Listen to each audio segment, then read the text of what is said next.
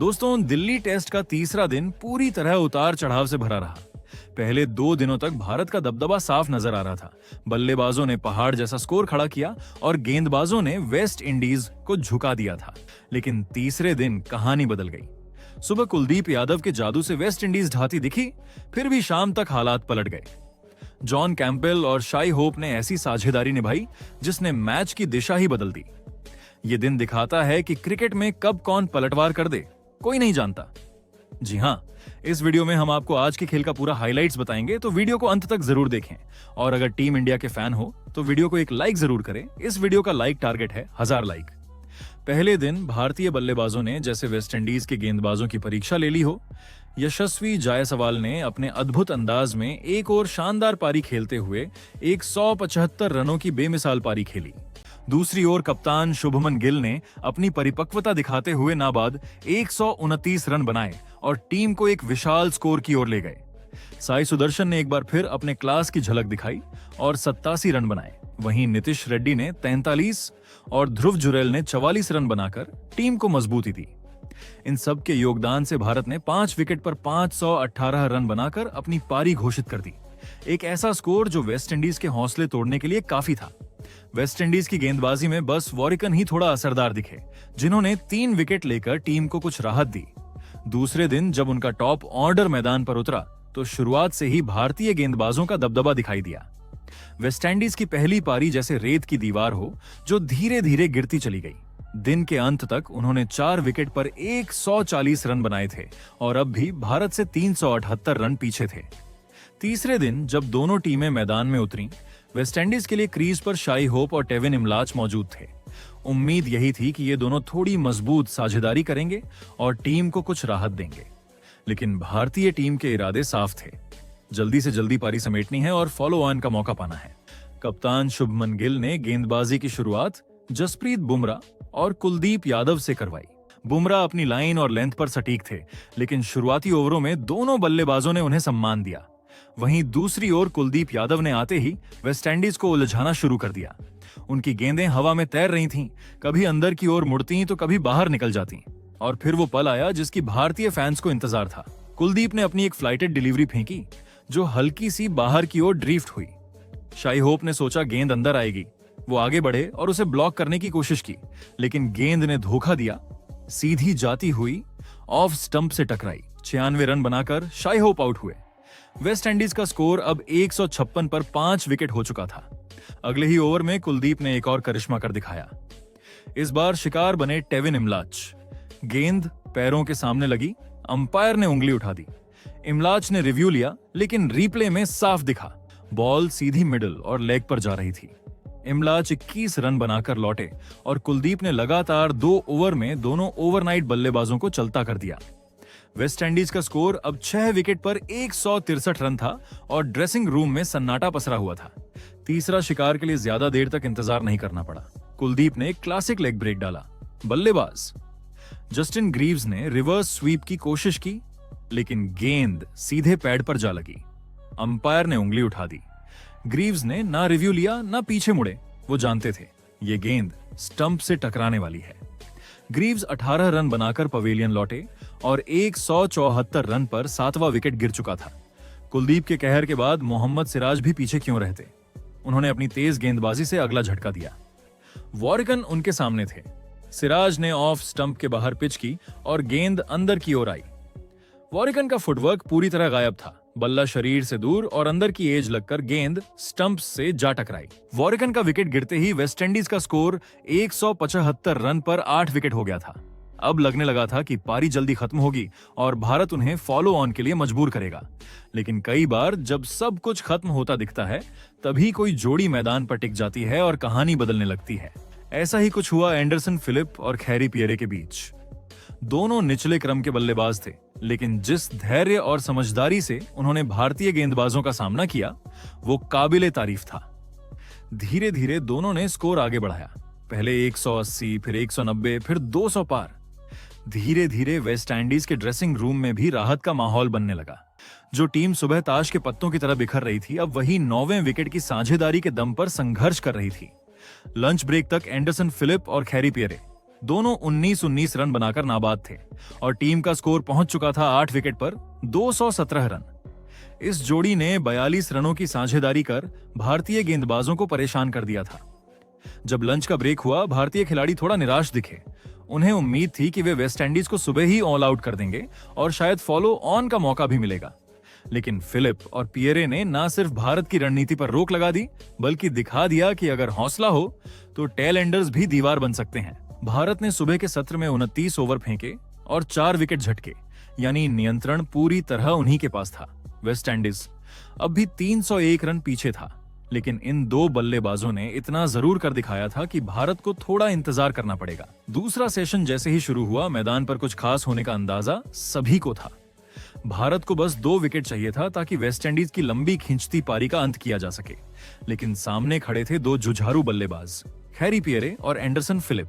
दोनों निचले क्रम के बल्लेबाज होते हुए भी डटकर खेल रहे थे और भारत के धैर्य की परीक्षा ले रहे थे। कप्तान शुभमन गिल ने गेंद सौंपी अपने सबसे भरोसेमंद तेज गेंदबाज जसप्रीत बुमराह को, और पहले ही ओवर में बुमराह ने कमाल कर दिखाया। ऑफ स्टंप के आसपास लंबाई की गेंद जो पिच पर पड़ते ही हल्की सी बाहर की ओर निकली, लेकिन फिर आखिरी पल पर सीधी होकर अंदर आई। हैरी पियरे ने बैट आगे बढ़ाया, लेकिन गेंद ने उनका डिफेंस चीर दिया और स्टंप्स बिखर गए। पियरे 23 रन बनाकर आउट हुए और वेस्टइंडीज का 9वां विकेट 221 रन पर गिर गया। भारतीय टीम खुशी से उछल पड़ी, लेकिन काम अभी बाकी था। अब क्रीज पर आए जेडन सील्स और उनके साथ एंडरसन फिलिप। दोनों ने ठान लिया था कि आसानी से हार नहीं मानेंगे। गेंदबाज कोशिश करते रहे, बुमराह की रफ्तार, सिराज की आक्रामकता, कुलदीप की सटीक लाइन, लेकिन हर गेंद का डटकर सामना किया गया। वक्त बीतता जा रहा था और भारत को आखिरी विकेट नहीं मिल रहा था। कप्तान गिल ने इशारा किया, अब वक्त है हमारे स्पिन जादूगर को लाने का। और तभी मैदान पर आए कुलदीप यादव। कुलदीप ने कुछ डिलीवरी से बल्लेबाजों को परखा, उनकी कमजोरी खोजी और फिर डाला वो जादुई स्पेल, एक गुगली जो दिखी लेग ब्रेक जैसी, लेकिन घूमी अंदर की ओर। जेडन सील्स ने उसे पढ़ने की कोशिश की, लेकिन गेंद ने उनकी समझ की सीमा तोड़ दी। गेंद सीधी आकर पैड्स पर लगी, जोरदार अपील हुई और अंपायर की उंगली ऊपर उठ गई। सील्स ने रिव्यू लिया, लेकिन रीप्ले में साफ दिखा गेंद मिडिल स्टंप से सीधी टकराने वाली थी और इसके साथ ही वेस्टइंडीज 248 रन पर ऑल आउट हो गई। पूरा स्टेडियम तालियों से गूंज उठा और कुलदीप यादव के चेहरे पर एक विनम्र मुस्कान थी। उनके साथ ही दौड़कर आए, पीठ थपथपाई, क्योंकि ये सिर्फ एक विकेट नहीं था, ये था कुलदीप का 5वां विकेट। एक बार फिर उन्होंने साबित कर दिया कि क्यों उन्हें भारत का स्पिन जादूगर कहा जाता है। आज कुलदीप की गेंदबाजी में सब कुछ था, गति में विविधता, फ्लाइट में चतुराई और बल्लेबाजों के मन में डर पैदा करने की कला। कुलदीप यादव ने झटके 5 विकेट, रविंद्र जडेजा ने लिए 3 विकेट, जबकि बुमराह और सिराज को मिले 1-1 विकेट। वेस्टइंडीज की पूरी टीम सिमट गई 248 रनों पर, भारत के पहले पारी के स्कोर से 270 रन पीछे। और अब कप्तान शुभमन गिल ने बिना देर किए फैसला लिया फॉलो ऑन का। अब वेस्ट इंडीजम की टीम दूसरी पारी के लिए बल्लेबाजी करने मैदान में उतरी। ओपनिंग के लिए जिम्मेदारी मिली तजेनरीन चंद्रपाल और जॉन कैंपबेल को, लेकिन जैसे ही ये दोनों बल्लेबाज आउटफील्ड में खड़े दर्शकों और टीवी के सामने आए, ऐसा लग रहा था कि भारतीय गेंदबाजों के लिए कोई भी मुश्किल नहीं होने वाली। खेल की शुरुआत में ही भारत के तेज गेंदबाज मोहम्मद सिराज ने पहला झटका दिया। 9वें ओवर में सिराज ने चंद्रपाल की ओर गेंद फेंकी। बॉल थोड़ी सी शॉर्ट और ऑफ स्टंप के बाहर, ज्यादा उछाल नहीं थी। चंद्रपाल ने इसे पुल शॉट खेलने की कोशिश की। बल्ला बिल्कुल भी सही नहीं लगा और गेंद हवा में छिटकती हुई मिड ऑन की तरफ गई। मिड विकेट से मिड ऑन तक दौड़ते हुए शुभमन गिल ने अपनी आंखें गेंद पर टिकी हुई रखी और फिर फुर्ती के साथ डाइव लगाया और दोनों हाथों से शानदार पकड़ ली।